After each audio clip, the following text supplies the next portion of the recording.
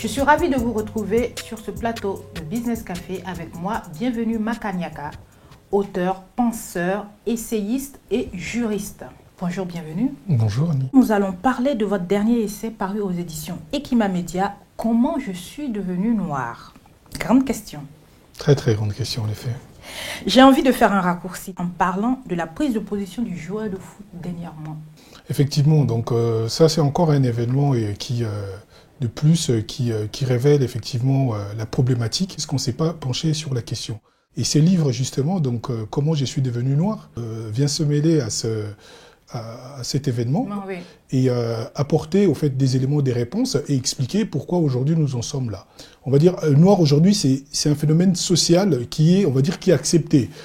Par contre, on sent qu'il y a une charge effectivement qui poursuit, qui habite toujours ce nom et tout. Et c'est ce que noir comme nègre. Votre essai aborde. Exactement, c'est ce que l'essai aborde et effectivement, il aborde cet aspect-là, il explique pourquoi ce mot-là est chargé de négativité, pourquoi il a une charge qui va provoquer quelque chose dans le psyché et qui va produire des incompréhensions. Votre questionnement qui est comment je suis devenu noir, aujourd'hui on ne doit plus accepter qu'on nous dise noir. Oui. Alors moi j'invite à l'analyse. En matière de représentation, ça c'est un sujet quand même qui est très important. Donc généralement quand on veut se représenter, surtout en termes d'éléments d'identité, eh bien on ne s'amuse pas à s'affubler plutôt des affects négatifs. Voilà. Donc et la théorie des races, donc qui a été initiée par Linné et d'autres et tout. Cette théorie-là dessert un peu, on va dire, voilà la cause de ce qu'on appelle les Noirs. Parce que quand on regarde effectivement l'intention de départ, l'intention des départs, elle est négative pour ceux qu'on a appelés Noirs et tout.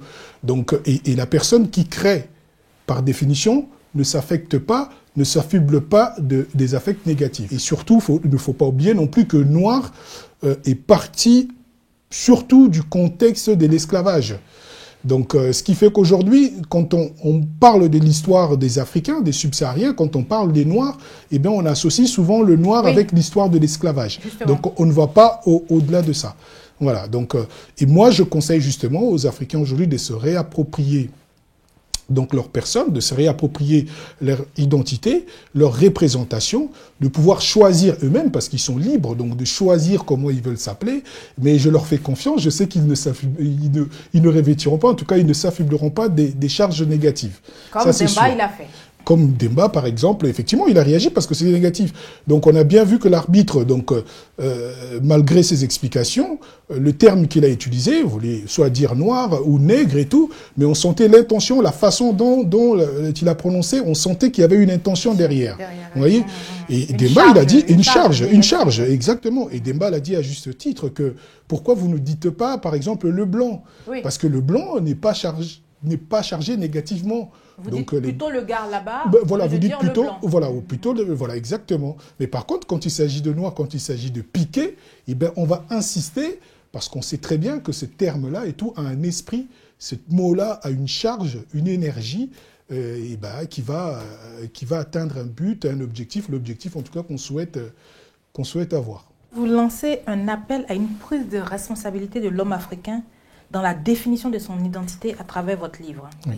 Est-ce à dire qu'il faut refuser et corriger systématiquement et énergétiquement que l'on nous identifie comme noirs? Alors oui, je pense en effet, à partir du moment où ça repose encore la question de la prise de conscience. Donc c'est-à-dire à partir du moment où l'on sait, à partir du moment où on sait que ces termes, j'ai donné l'exemple de dégâts que ces termes peuvent causer au niveau des enfants, par exemple, à l'âge de la représentation. L'enfant qui grandit à l'école perçoit cette injustice et tout, avec le camarade et tout, qui lui est blanc et lui est noir. Mais par contre, l'âge de la représentation, c'est de définir, c'est d'associer les termes, les mots aux images. Par exemple, je suis noir, humeur noire, par exemple, colère noire.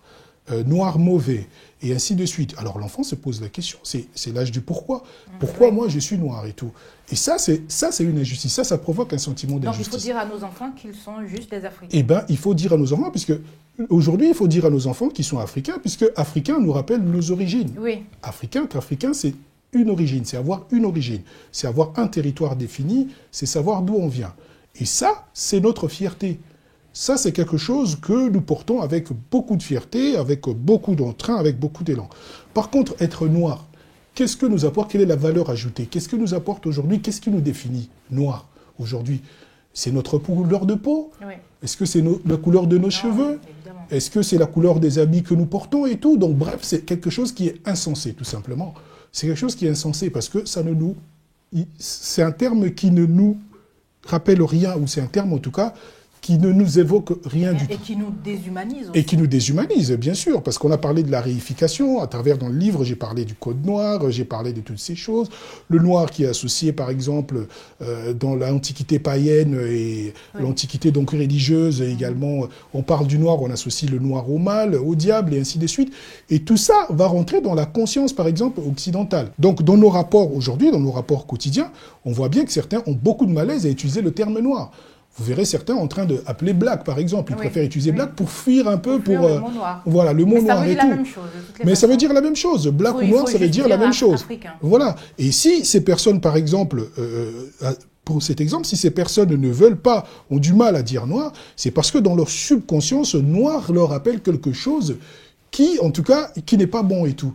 Et donc, du coup, il s'évite et tout. Donc, il évite plutôt ce genre l'emploi de ces termes. Lors d'une rencontre, vous vous présentez, vous dites, voilà, moi je suis Pierre et vous, vous êtes Jean. Moi je suis Pierre, je sais pourquoi je suis Pierre. Je sais pourquoi je m'appelle Pierre. Mais vous, sans vous laisser la courtoisie et la gentillesse de vous présenter, je vous présente, je vous dis que vous êtes Jean et tout. Oui. Mais vous ne maîtrisez pas le contour justement de cette appellation, vous ne maîtrisez pas. Et c'est pour ça aujourd'hui, moi, effectivement, je me positionne et j'encourage la communauté à se débarrasser de cette appellation, à se débarrasser de cette nomination, puisque ça ne nous apporte rien. Il n'y a aucune valeur ajoutée. Et surcroît, aucun peuple dans ce monde, un peuple censé, ne s'appelle à travers des caractéristiques, des attributs physiques. Non seulement nous ne sommes pas noirs, parce qu'on est une palette de couleurs, donc nous ne sommes pas noirs. Et deuxièmement, noir aujourd'hui, comme je disais, ça fait référence à rien du tout. Pensez-vous qu'une émergence économique amorcée par une économie solidaire et communautaire peut être précurseur de liberté et d'émancipation? Aujourd'hui, nous, même par exemple Thomas Sankara, également je citerai, qui disait qu'il n'y a pas d'autre dignité que de vivre vraiment à l'africaine. Donc l'afrocentricité, donc cet art de vivre à l'africaine, dont on nous appelle et tout, donc ne peut que nous profiter. Vous voyez, ne peut que nous profiter parce qu'à partir du moment où nous consommons africain, à partir du moment où nous mettons les plats, donc nous occupons de nous-mêmes, bien évidemment, nous allons capter donc, la richesse de notre communauté et nous allons construire une force, nous allons nous doter de ce qu'on appelle donc, des moyens de notre politique. Et pour cela, pour y arriver, ce n'est pas d'autres communautés qui vont nous apporter cet apport, les moyens. Donc ce n'est qu'à travers cette façon de vivre, donc en mettant en œuvre, et il n'y a pas de honte à vivre comme ça, hein, parce qu'aujourd'hui, c'est vrai qu'aujourd'hui, on nous joue un peu le jeu du piège des mots et tout, donc communautarisme et ainsi de suite, pour agiter un peu le...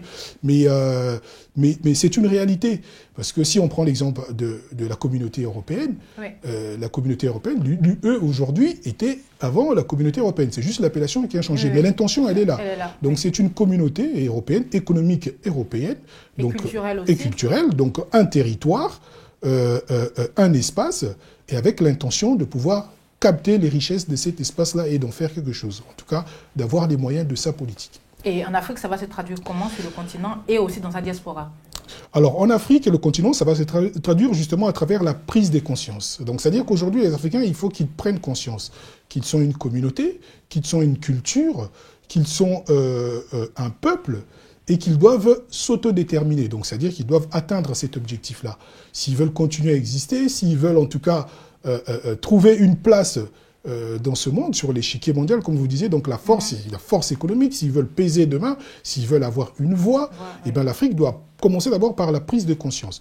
La prise de conscience, c'est dire, voilà, consommer par exemple africain. Et c'est quoi pour vous consommer africain? Alors moi, consommer africain, c'est vivre justement, c'est l'art de vivre dont nous appellent par exemple tous ces penseurs, de dire que voilà, il faut privilégier. Attention, ce n'est pas le repli sur soi, ne pas confondre avec le repli sur soi, bien entendu. Parce que les replis sur soi, évidemment, c'est voilà, on est que autour de nous, on voit que nous par nous, et ça attention, ça c'est vraiment la dérive, et ça c'est ce qu'on appelle donc l'ethnocentrisme, hein, parce que ça c'est vraiment après on rentre dans les préjugés, dans le voilà, on se surestime, voilà. Donc c'est pas la démarche. La démarche c'est tout simplement d'abord de prendre conscience.